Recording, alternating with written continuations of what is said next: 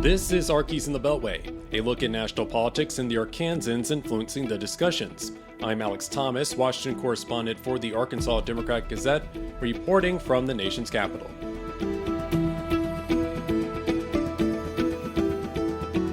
Thank you for joining us for this episode of Arkies in the Beltway for the week of December 3rd, 2023. A historic vote. The U.S. House of Representatives agreeing Friday to expel George Santos of New York from the chamber. The 311-114 vote follows a House Ethics Committee report detailing evidence that Santos violated criminal law and deceived campaign contributors. Santos, only the sixth House member to be removed in such a manner. House Speaker Mike Johnson addressing the chamber on Friday. Under Clause 5D of Rule 20, the chair announces to the House that in light of the expulsion of the gentleman from New York, Mr. Santos, the whole number of the House is now 434. Two Arkansans backed the resolution, Representative Steve Womack and Bruce Westerman. Womack of Rogers had voted last month to expel Santos. Representative French Hill of Little Rock voted against removing Santos. He says while Santos should have resigned, expelling a member of Congress before a criminal conviction sets a dangerous precedent. Representative Rick Crawford of Jonesboro did not vote Friday on any matters before the House. He told the Democrat-Gazette Friday he had to return to Arkansas for a family matter, adding expulsion was warranted in Santos's case. Womack among the lawmakers pushing for a commission to study the country's financial stability.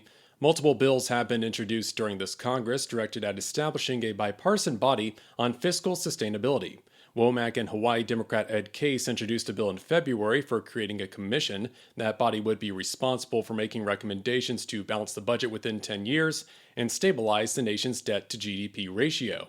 Both congressmen participated in a House Budget Committee hearing last Wednesday on the matter, with Womack sharing his doubts about Congress's ability to handle the task alone. With all due respect to my colleagues, the only people that can fix this is the United States Congress.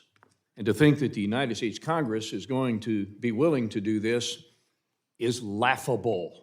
Case calling a fiscal commission the best way for addressing the nation's deficit. The American people agree that this is a problem. In my reliable Democratic district, it is one of the top issues that is of concern to my Democratic constituents. A similar bill has been introduced in the Senate. West Virginia Democrat Joe Manchin and Utah Republican Mitt Romney are leading that effort. Both senators also appearing before the House Budget Committee, Manchin addressing lawmakers. Every person in America understands that they have to live within their means. They can't figure out why we don't even try.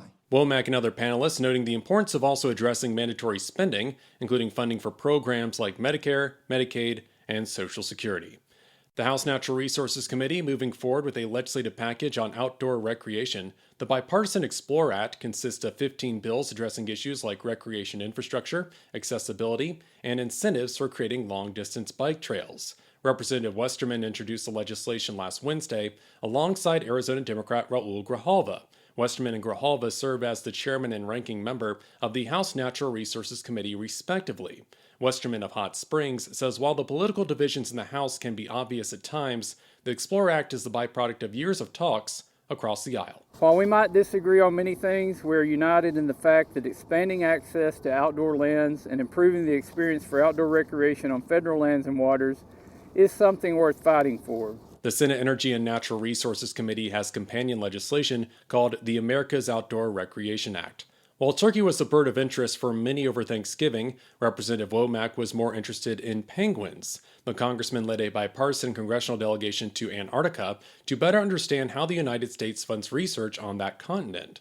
Womack describes the conditions and the sparse human activity as ideal for scientific work. It is not contaminated by anything else, and so you can get pure research done in Antarctica unlike you can anywhere else in the world. Womack framing the week-long trip through his role on the House Appropriations Committee.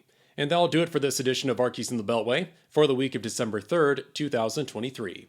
You can stay up to date with all news involving Arkansas at arkansasonline.com. You can get in touch with me on social media. My handle is at AlexHouseThomas.